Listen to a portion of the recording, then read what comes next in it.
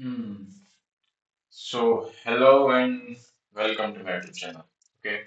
तो बेसिकली आज के इस वीडियो लेक्चर में हमें देखना है परपेंडिकुलर डिस्टेंस। सपोज मेरे पास कोई पॉइंट रहा है, मैं स्ट्रेट लाइन का टॉपिक पढ़ रहा है, तो स्ट्रेट लाइन के टॉपिक में एक आता है पर क्या एक पॉइंट से किसी लाइन पे परपेंडिकुलर डिस्टेंस अगर मैं फाइंड करना है तो कैसे फाइंड करेंगे। सी कोई मेरे पास पॉइंट दिया है जिसके कोऑर्डिनेट होंगे x1 y1 एंड कोई लाइन का इक्वेशन दिया है। Suppose this is my line.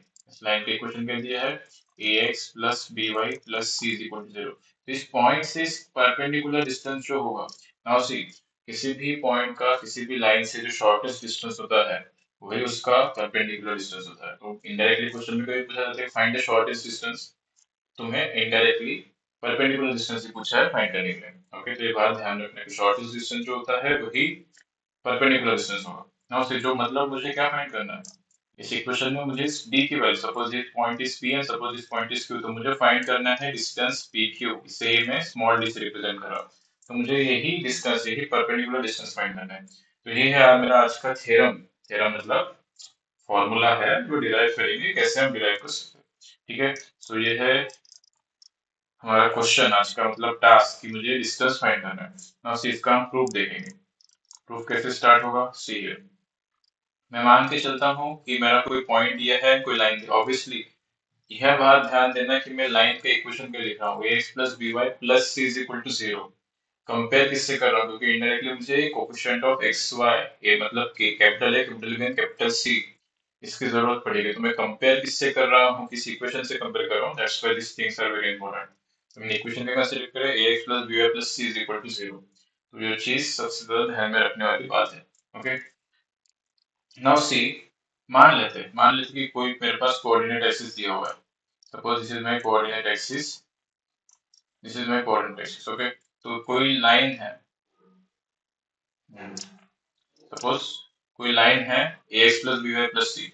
तो ये कोई लाइन में ऐसे मान सकता हूँ, सपोज मेरे पास कोई लाइन दी है, दिस लाइन। ठीक है, इस लाइन का इक्वेशन क्या दिया है, इस लाइन का इक्वेशन दिया है ax plus b y plus c is equal to 0। And now मेरे पास कोई पॉइंट दिया है यहाँ पे जिसके कोऑर्डिनेट है x1 y1। तो मुझे ये परपेंडिकुलर डिस्टेंस फाइंड करना है। ओके, ये परपेंडिकुलर डिस्टेंस फाइंड करना है। नाउ सी ये line x axis and y axis, तो ऑब्वियसली ये line x axis y axis को कट करते हुए जा रही है। तो can I find the x intercept. X intercept find करने के लिए क्या करते हैं, y इक्वल टू 0 पुट करूंगा तो क्या आंसर आएगा, सी इस इक्वेशन में y equal to 0, that means ax plus b into 0 plus c is equal to 0। so value of x will be minus c by a। मेरा ये कोऑर्डिनेट क्या होगा, ये कोऑर्डिनेट सपोज मान लेता हूँ मैं q दिया, ये कोऑर्डिनेट कितना होगा minus c by a comma 0। agree with me? And now in a similar way if I want to find the y intercept, simple क्या करूंगा मैं, x is equal to 0। so क्या बनेगा equation, so my equation will be it is a into 0 plus b into y plus c is equal to 0। तो यहाँ से y की value कितनी मिली, माइनस सी बाई बी। मेरा जो ये कोऑर्डिनेट होगा, सपोज इसमें r मान लेते हैं, ये कोऑर्डिनेट कितना होगा 0 comma minus c by b. तो मुझे line x and y axis पे कहाँ कट गए, दोनों पॉइंट्स मिल गए।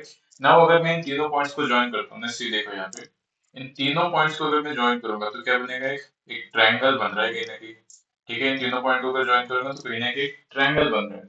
तो सपोज मेरे पास ट्रायंगल का एरिया निकालने के लिए दो तरीके हैं। तो फर्स्ट जो हमें बचपन में पढ़ा था फॉर्मूला क्या है, half into base into height. And second formula जो हम थोड़ा पढ़ते हैं जो है कि डिटर्मिनेंट्स है।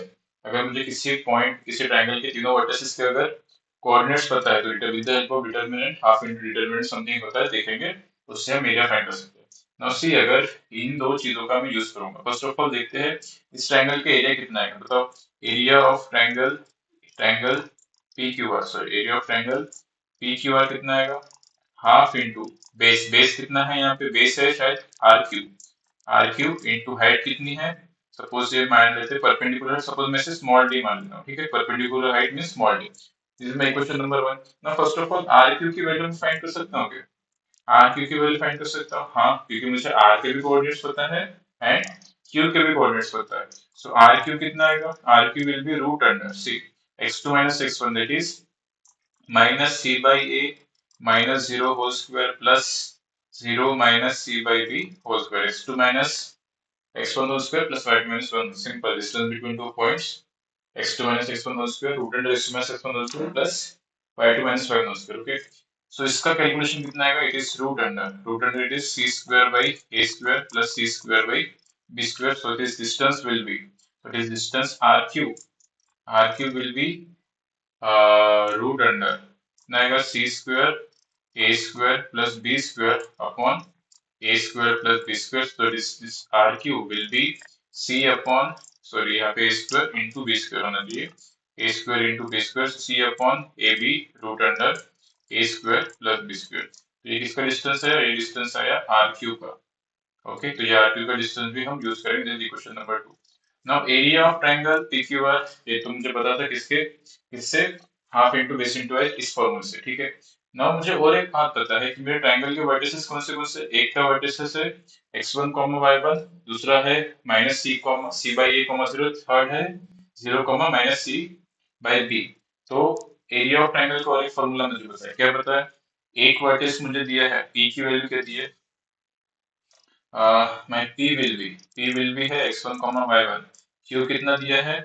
माइनस c बाई q कितना दिया है? देखो q कितना दिया है? q will be minus c by a, 0, minus c by a, 0, and r will be 0, minus c by b. ये तीन पॉइंट्स मुझे पता है, वर्टिसेस तीनों ट्रायंगल के पता है. तो area, so area of triangle PQR will be half into determinant of x1, y1, 1 minus c by a 0, 1 and 0 minus c by b 1. तो ये होता है एरिया ऑफ ट्रायंगल का फॉर्मूला व्हेन तीनों वर्टिसेस के कोऑर्डिनेट्स मुझे अगर पता हो. सी, ये फॉर्मूला आप जनरली स्ट्रेट लाइन में पहले पढ़ते, डिटरमिनेंट हम बाद में पढ़ते हैं. डिटरमिनेंट हम पढ़ते हैं 12th में बेसिकली. तो आपको ये फॉर्मूला सिंप्लीफाइड करके दिया होगा, मतलब हाफ इंटू डिटरमिनेंट 16 सॉल्व करके उस x एंड y के टर्म में एक्सप्रेशन, कुछ एक्सप्रेशन दिया हो. ठीक है, आपको ये पता हो तब भी ठीक है, नहीं पता हो तब भी ठीक है. नाउ सी, डिटरमिनेंट कैसे सॉल्व करेंगे? हाफ इंटू सी, कितना आएगा? x1 से मल्टीप्लाई करूंगा तो कितना आएगा? It is 0 plus c by B minus y1 into कितना आएगा ये? y1 के साथ कितना आएगा? Minus of c by A minus 0 and plus 1 into कितना आएगा? It is minus c by A into minus c by B minus 0. ये वैल्यू आ रही है तो कितना आएगा? It is half into it is x1 c by b plus y1 c by a plus c square by a b. Now see, इन तीनों में से मैं क्या कॉमन कर रहा हूँ? c अपॉन ए बी अगर मैं कॉमन निकालता हूँ तो क्या बचेगा? देखो, c upon A B, first term से c अपॉन ए बी निकल गया, लेकिन a नहीं है तो a निकाला डिनोमिनेटर से, तो ऊपर मल्टीप्लाई भी करना पड़ेगा. अंदर अंदर क्या बचा? x1 into a. सिमिलरली इधर क्या बचेगा? y1 into b, and last term will be only c remainder. So this is my equation number 3. Now observe that this is area of triangle PQR. ठीक है. Now observe equation number 3. Equation number 3 को observe करें, equation number 1 को observe करें. दोनों किसके फॉर्मूले? Area of triangle के फॉर्मूले. तो दोनों को इक्वेट कर सकता हूं मैं. सो सी, इक्वेशन नंबर 1 कहती है half into r Q into d, and r Q की वैल्यू ऑलरेडी हम कैलकुलेट कर चुके हैं, c by a b into root under a square plus b square. Now see, equation 3 and equation 3, equation 1 and equation 3 को मैं equate कर रहा हूँ. ठीक है, तो क्या बनेगा? हाफ इंटू आर क्यू की वैल्यू कितनी थी? C by a b root under a square plus b square into d, and मेरा इक्वेशन, ये ट्राइंगल का इक्वेशन का एरिया का कितना आया? ये कितना है? Half into c by a b into a x one plus b y one plus c. ध्यान देना यहाँ पे मॉड्स चल रहा है. ठीक है, ये मॉड है क्योंकि एरिया ऑफ ट्रायंगल कभी भी नेगेटिव नहीं होगा. Area of triangle always positive quantity, so यहाँ पे मॉड है. Okay, so this quantity is modulus.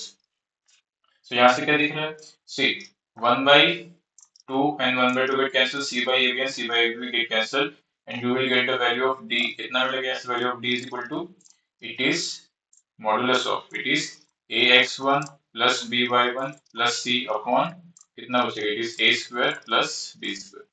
So this is the formula, this is the required formula to finding the perpendicular distance from a point to a line.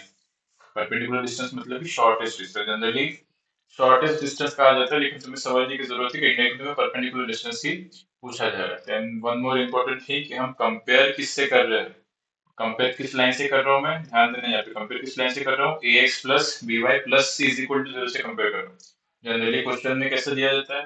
ax plus by is equal to c ऐसे question देता है, लेकिन तुम्हें compare कैसे करना है, C को इधर minus C is equal to zero ऐसे लिखना पड़ेगा। Now see let us see one question. Suppose कोई क्वेश्चन दिया है मेरे पास, क्विक क्वेश्चन, एक कोई क्वेश्चन दिया है मेरे पास, क्विक पॉइंट दिया है 1,2 एंड 1,2 से एक लाइन दी है मेरे पास, लाइन का इक्वेशन दिया है मुझे x plus 2y is equal to 6। तो इस पॉइंट के इस लाइन से शॉर्टेस्ट डिस्टेंस फाइंड करना है। इनडायरेक्टली तुम्हें क्या दिया है, इनडायरेक्टली तुम्हें एक 1,2 पॉइंट दिया है, एक लाइन का इक्वेशन दिया है x+2y is equal to 6 and तुम्हें ये परपेंडिकुलर डिस्टेंस फाइंड करना है, ये परपेंडिकुलर d फाइंड करना है। तो सी पॉइंट तो मुझे पता है, तो पॉइंट से तुम्हें डायरेक्टली x1 की वैल्यू 1 एंड y1 की वैल्यू 2 मिल गई। लेकिन इक्वेशन ऑफ लाइन क्या दिया है, इस फॉर्म में दिया है, लेकिन मैंने इक्वेशन ऑफ लाइन जो कंसीडर किया था, जिससे फॉर्मूला डिराइव किया था, वो इक्वेशन ऑफ लाइन क्या था, ax plus by plus c is equal to 0। सबसे पहले 6 को मुझे लेफ्ट हैंड साइड में भेजना पड़ेगा, तो ये यही इक्वेशन क्या बनेगा, x plus 2y minus 6 is equal to 0। Now इन दोनों इक्वेशन को कंपेयर करो and tell me value of a will be 1, value of b will be 2 and value of c will be minus 6.